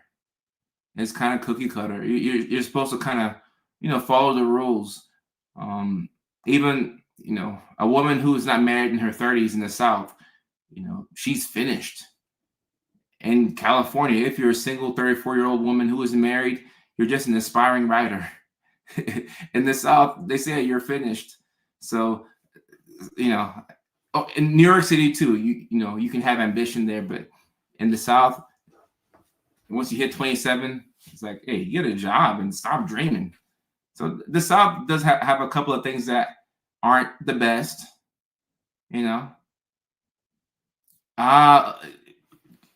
Yep, there you go. You fit better when you were in Seattle. That makes perfect sense to me. So the South is just what I know, but it's not without its own problems. Nat, I appreciate you. You got third. Spelling bee. The anxiety of the spelling bees is so much. Mickey Ficky. Yes, Eric, I saw this question. I want to touch a little bit on it. 6-year-old has autism, ADHD, starting mid-year enrollment tomorrow. Whatever he can do on his own, allow him to do it on his own and praise him for that. Because for all of us neurodivergents, autonomy is a need for us. So we don't want to feel like we're a basket case. We want to feel like we're capable of doing things. So when he can do something on his own and he doesn't struggle with it, make it a big deal. Make it a bigger deal than normal to help him feel like he has autonomy over himself. Yep. Single mama in Florida. Okay, shout out. Shout out. They'll listen to, yeah, if you're a woman in the South and you have ambitions, you might have to leave. Okay, you may have to go to a Seattle. You may have to go to a Las Vegas, a Los Angeles, a New York City. In the South, by the time you're 25 and you're not married, they say bless your heart, and that's not a blessing. Okay, I either mask in public, which is a lot easier when you have ADHD, or tell people like, hey, look, sorry, that was weird. I'm autistic. Which, look, if let's say you do something weird in public and you actually did say, hey, look, sorry, that was weird. I'm autistic. If there are other autistic people in the area, you just made a friend. Because how many times will we drop the mask in public? We don't drop the mask. We really keep that mask on us. Yes, I did take meds for ADHD. I still take meds for ADHD. Now, I wasn't even sure if I was supposed to be sharing that or whatever, but like, I give you all the real. And I know that TikTok had kind of dinged me for talking about medications. I used to talk a lot about meds and not prescribing to people, but if somebody had a question about Wellbutrin or Abilify, I would tell people my thoughts on those meds. But then TikTok was like, don't do that.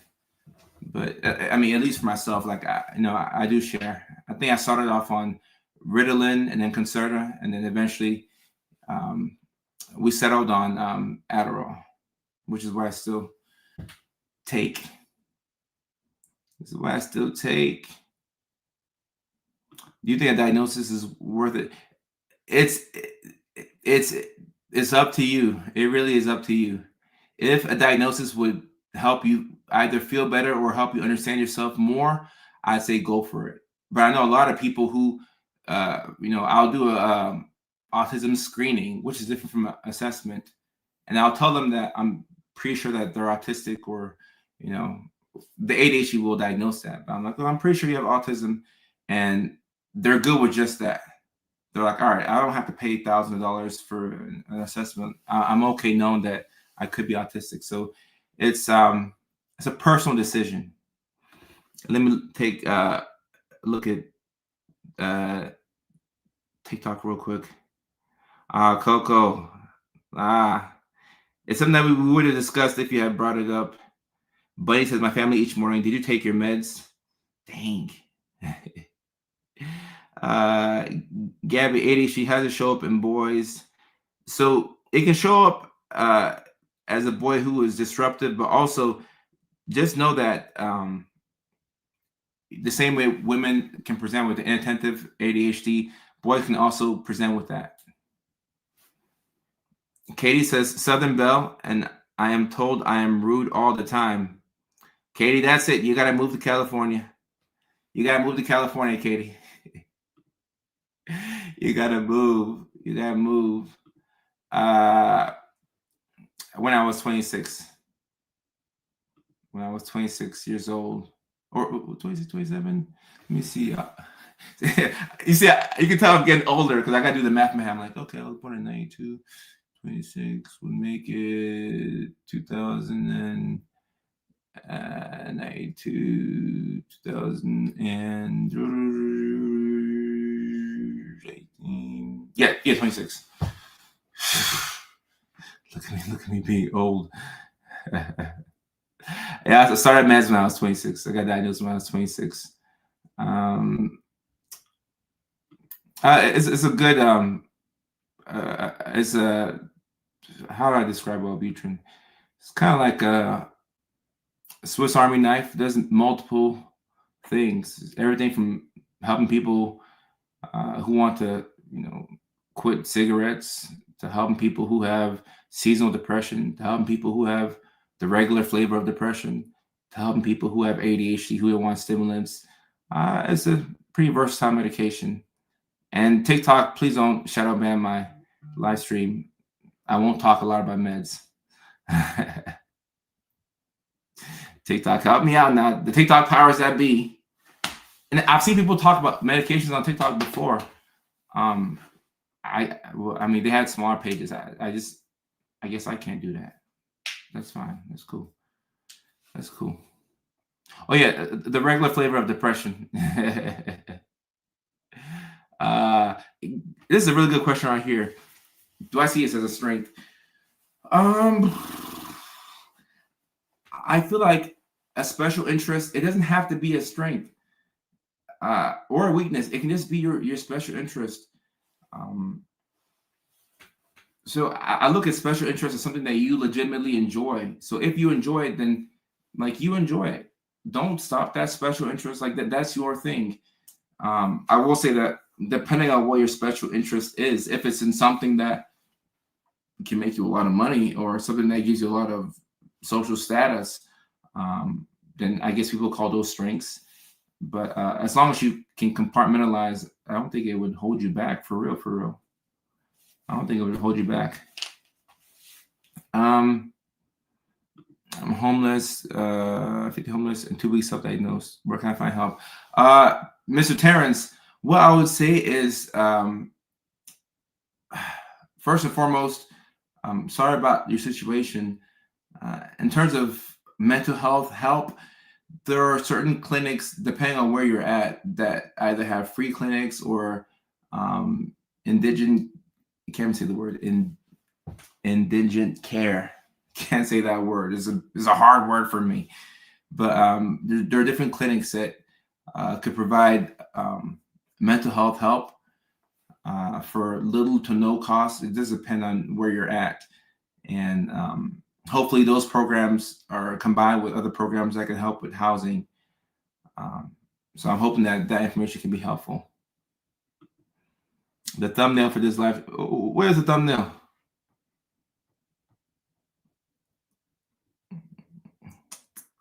Gabby says, what do you think about antidepressant medication with ADHD meds? Oh, some people need that.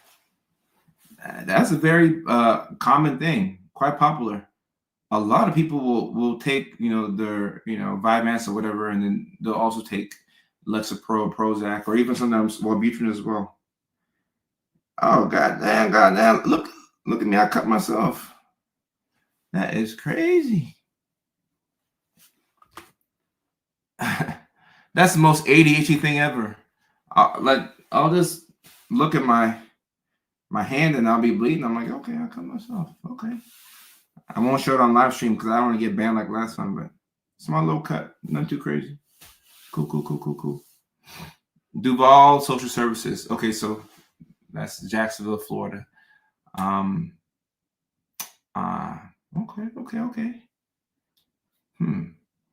And I've never worked professionally in Florida, so I don't know too much about that. But I would say look into any low cost or free services that they have in your area, if they have any. And Leilani, what is the thumbnail? Because I can't see it. Yeah, random bruises. I don't know what's going on. All right, let me get to the super chat right here. I've had 2 TBIs. Okay, sorry to hear that. I find ADHD and autism traits in myself. Is that normal? Actually, I'm happy that you're asking this question. This is a good question right here.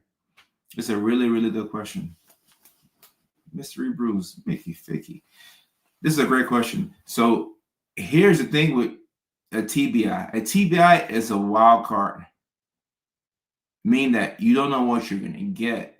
And this is one of the biggest reasons why I tell people, you see somebody that is schizophrenic, somebody that has bipolar disorder, somebody that's autistic, somebody with a mental health condition, don't ever laugh at them and don't ever think that you're better than that person, because you could bump your head, you could hit your head and be at the psychiatric hospital. You could hit your head and you could hear voices. You could hit your head and have episodes that look like manic episodes. You could hit your head and you can have inattentive traits that look like ADHD. You can hit your head and you could have rigid thinking patterns like we see in autism. So with a TBI, there is no telling what you're going to get. There is no telling what you're going to get. You could hit your head.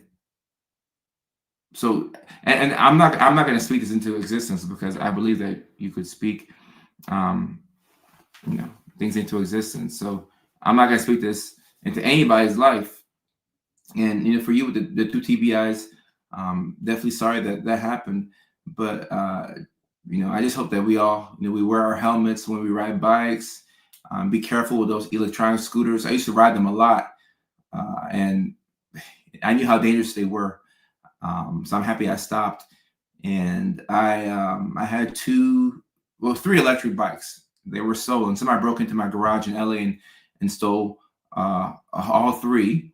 But after I, was pissed about it for a little bit, I ended up looking at it as a blessing because those bikes, what I would do is I would take the bikes out. And I think the girl I was dating at that time, she kept telling me, Kojo, stop being so risky. But I would take those bikes out and I wouldn't do wheelies on them, but I'd ride them standing up because they were electric bikes. I'd be riding my bike standing up and down Ventura Boulevard, which is a pretty busy street. And I guess that's kind of like an extreme sport. And sometimes I wasn't wearing a helmet. And I know better than this. I know better than to be riding a bike without a helmet, especially an electric bike, going down the hill doing 25, 30 miles per hour. Not the best course of action for myself. So when my bikes were stolen, I said, maybe this is God talking to me, telling me that I'm being too risky with, what I'm doing and that he's trying to protect me. So with TBIs or with hitting your head in general, you can absolutely have ADHD and autism traits. So I don't know if that's normal, but I would say that that's in line with what I've seen with many people who've had traumatic brain injuries in the past. So protecting our heads, very important. You want to protect your head, okay? You want to protect your head. So don't judge yourself and understand that this is something that can happen from having a TBI. And to add to that, let's say I have a patient who has had a TBI and they're having symptoms that look like ADHD. And, the topic comes up and they want to try ADHD medication. I would try it. Let's give it a shot. I've done it before and it's been helpful. So sometimes, your site can do something off label, which just means that you use a medication that's not normally used for a certain thing to treat a certain thing. So it's an art as much as it is a science. I told my assistant, I told him, I said, John, I started tonight's live stream late. We're only going to do 40 minutes. And now it's been an hour and 40 minutes.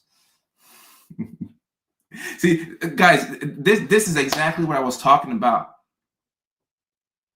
Do y'all see what's going on here? The title of this live stream is 3 reasons why transitions are so hard. And this live stream is a good example of what I'm talking about. It took me forever to start the dang stream. And now it's taking me and forever to end the stream. I still have to hit the gym tonight. And I'm still going to hit the gym tonight. It'll be a little 25-minute workout, something not too crazy. I'm going to still go to the gym. I'm not going to break the promises I made to myself. But when I get on the live stream, it'd be so hard to get off. It's so hard to get off because I'm in the flow state and I don't like being interrupted when I'm in the flow state. It takes forever to start and forever to leave. Guys, I told my sister, I said, I'm doing 40. I said, I'm doing 40 minutes tonight and I'm going to the gym. I said, I'm doing 40 minutes tonight and I'm going to the gym. at 7:24 p.m. But right before I said, can you ask the Chateau what time on the 7th is the show, please, for the comedy show? Sure, we'll ask them via email. Then I said, I'm going live now. We'll keep it to 40 minutes and then head to the gym, reply to the things you edited, etc. That was almost 2 hours ago. Oh, my assistant knows me. He knows that I just be talking. And I had the desire to do a 40-minute stream, but you know how it is. You know how it is. So when this is your life, right? When you have a brain like mine, if you can construct a life where you're not penalized as much for going over an hour, that's what you want. So I'm not going to beat myself up for going over an hour. Like, I'm enjoying every minute of this. And next time I'll just know, okay, I'll say, all right, cool. Next time we're doing an hour. All right, we'll do an hour. But I'm not going to penalize myself for hey, it is what it is. I'll just do better next time. But I'm in a flow state. Someone says, do some push-ups, a wall sit. Right. I should have set an alarm. I'm not taking my own advice. I should have set an alarm. Or Leilani's been here the whole time. Ask the moderator, hey, can you give me give me a heads up on this? Like, I'm at 55 minutes or something like that. So probably I should have done that. Oh, yeah. Hey, this is me. This is me right here. Yo, this is me. Oh man. Some experiences are just not unique and very universal. I hate saying goodbye. Man, I'll be in the parking lot. I remember when I used to work at the psych hospital in Georgia. My good buddy Greg, who's also a nurse there, we would get off of work after working 12 hours, and we'd be in the parking lot talking for sometimes 2 hours. And we're like, all right, man, like, hey, all right, I'm out. I see you. And then we talk about something else. All right, man, I'm out. Oh, bro, ain't it crazy how? Hey, bro, all right. Hey, I gotta go. I gotta go for real. Hey, you know what's wild? Tell me how the Broncos quarterback hurt his knee, and the coach said that he had a pre-existing condition, but then he said, buddy, you're right. Ain't no stopping when we got the groove. The part, man. The parking lot. And no, look, I told myself 40 minutes. I told my sister 40 minutes, and I forgot.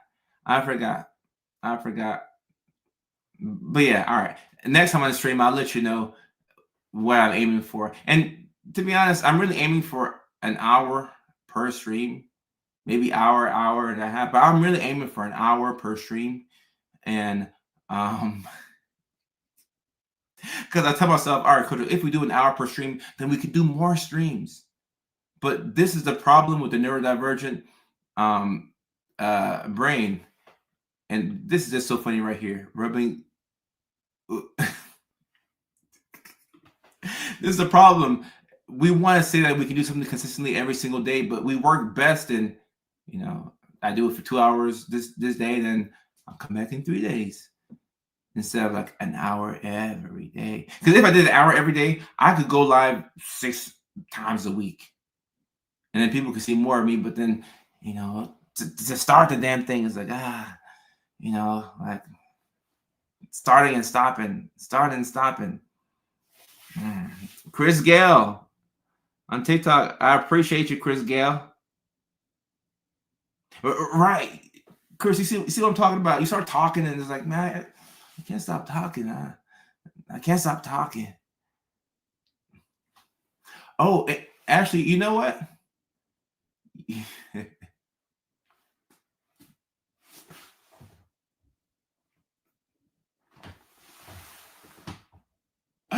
Oh my goodness. You know what, guys? You know what? I just realized that I took my Adderall before this live stream. That's why I was so damn thirsty. And that's why I just been yapping my butt off. That's why. I took my Adderall right before this stream. That's why. That makes sense. Oh, Bishop the Artist. Now I locked in. I locked in. Chris, I appreciate you. And y'all asked me when I'm going to sleep. I meant to take it much earlier today. Yeah, you're right. Extra melatonin is how I'm attempt to sleep. Oh my gosh. Extra melatonin is what I'm gonna do. Mickey Ficky.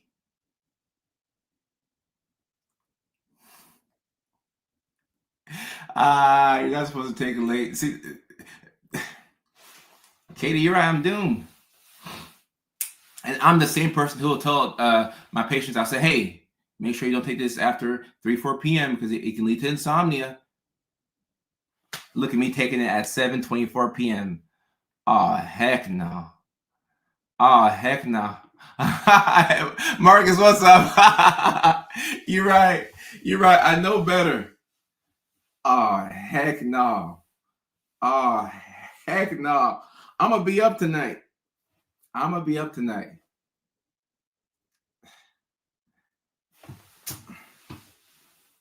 Did you need to clean something? Well, I got laundry to do. So I may as well do laundry at night. I may as well clean the house. Since I'm not sleeping until 1 a.m., I may as well clean the house. Have me a little party. For sure, Marcus. It's been a minute. God damn. Oh, Kojo. This is a rookie mistake. I'm too grown for this.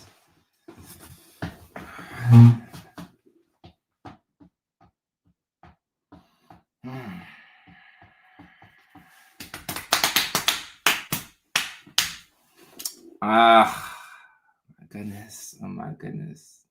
Priske, I appreciate you. And Minnie, thank you for the super chat. I appreciate you.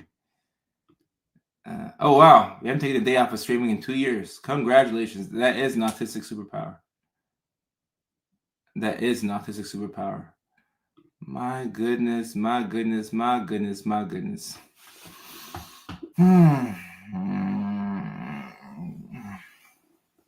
This changes the whole dynamic of the night. Julissa, this is exactly why transitions are hard. Yeah. How long have I been taking Adderall for? What? 7 years? I should know better. My God. Haley, I appreciate you. Haley in Portland, I appreciate you. Oh, yeah, I'm human. I'm Herman.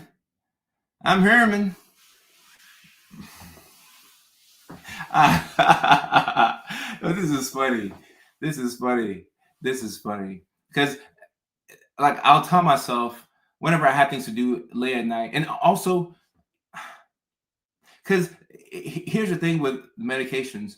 When I have to do something that doesn't take a lot of focus, I don't normally take my meds. So live stream, I mean, it does take focus, but I like it. So I can naturally lock in. But emails and laundry, I think that's why I took it. Because I have 88 unread emails and some are actually important. And I have a whole big thing of laundry. But when it gets to be too late, I tell myself that it's better to hold off and then just wake up early, then take your medications, and then knock out the difficult thing. My goodness.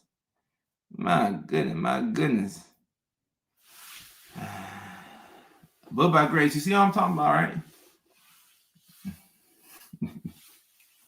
Do I have a Facebook group?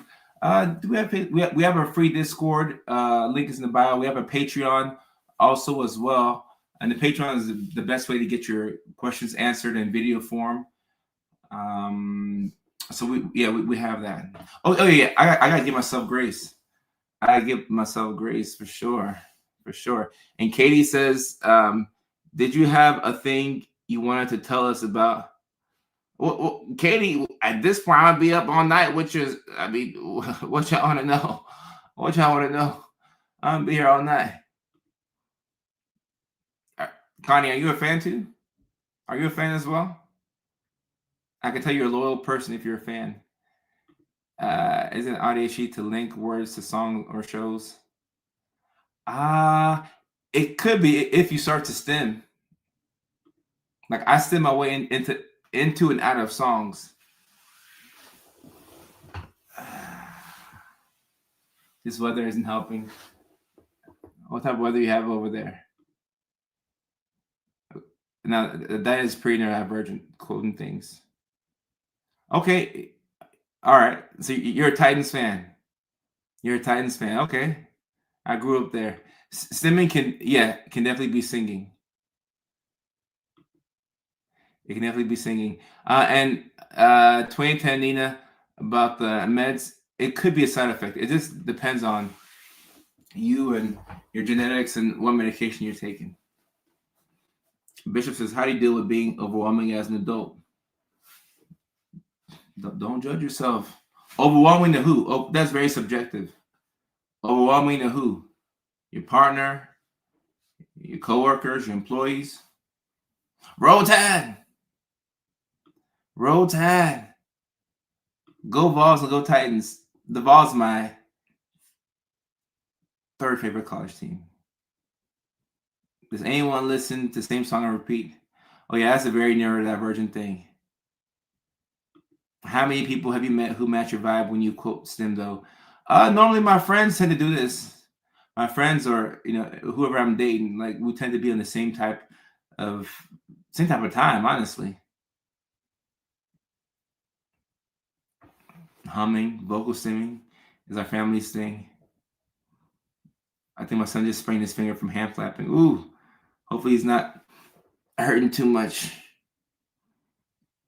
All right. All right. I will end the stream at 2 hours. So I'll give myself 3 minutes. 5 minutes. 5 minutes. 5 minutes. 5 minutes. 5 minutes. 5 minutes. A 5 minute countdown is about right. What's the best way to beat procrastination? To just do it. But make it fun for yourself. Turn it into a game. Turn it into a game. Put a timer. One thing that I used to do back when I was heavy into my gardening phase, which I'm not sure if I should even mention it, but I would take a special gummy,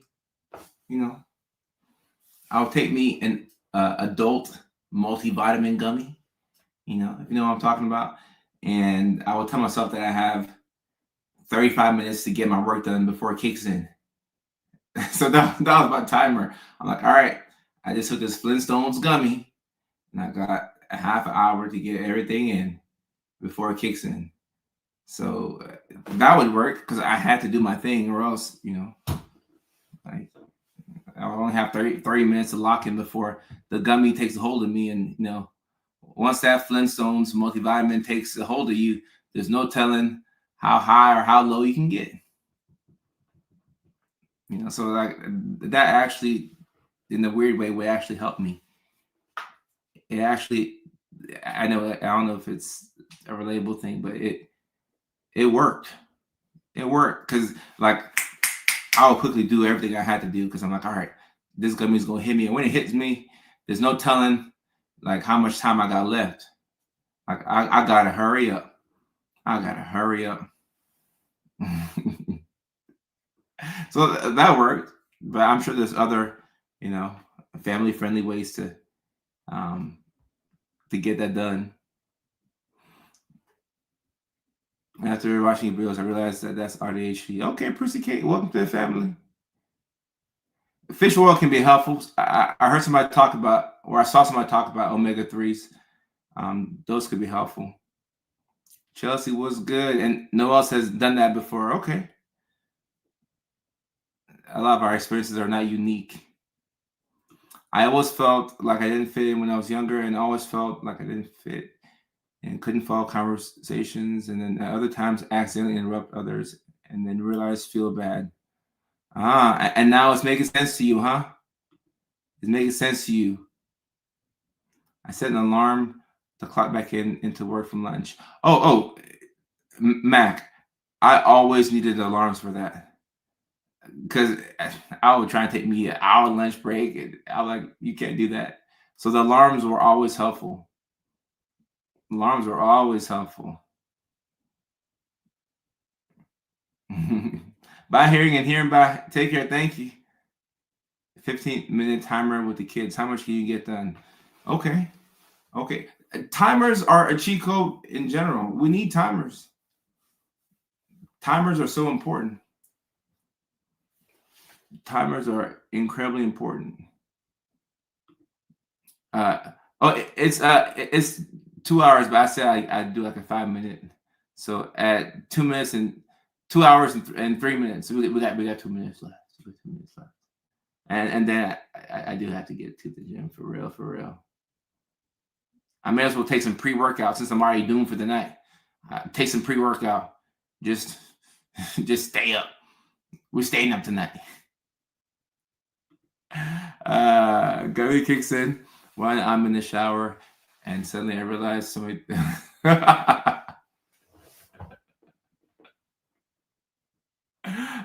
is funny. No, this is funny.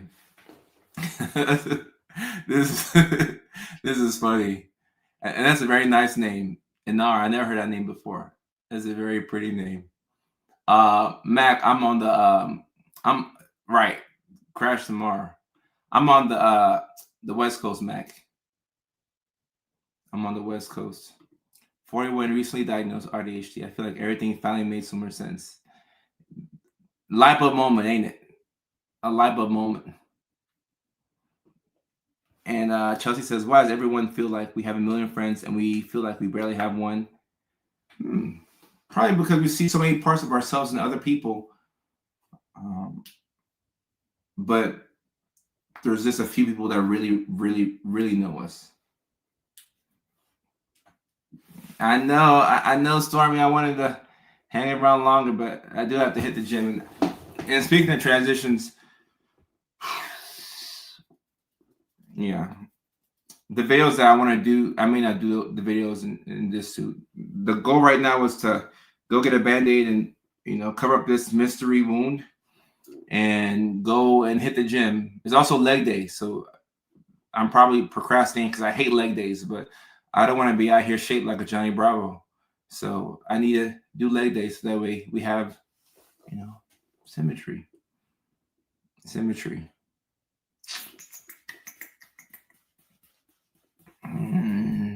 Mac, it's time to get those gains. I'm going to get those gains in. So I'm excited. Yeah, I can't be out here shaped incorrectly. Yeah, so it's leg day. All right, cool. All right, that's it for tonight's live stream.